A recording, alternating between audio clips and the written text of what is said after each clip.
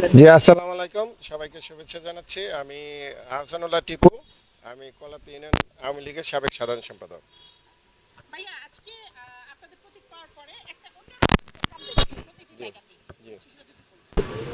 আজকে আমাদের জননেতা শাহীন আহমেদ ভাইয়ের নির্দেশে সারা কেরানীগঞ্জেই আজকে এই মিছিলটি হচ্ছে। প্রায় 253টি কেন্দ্রে আমাদের এই মিছিল হচ্ছে আজকে।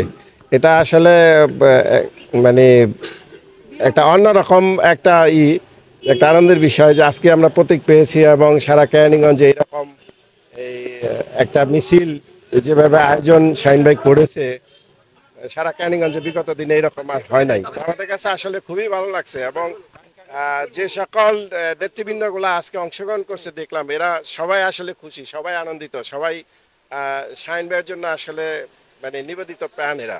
যাই হোক, কেরানীগঞ্জ উপজেলার সামনে 8ই মে আমাদের নির্বাচন, উপজেলা নির্বাচন।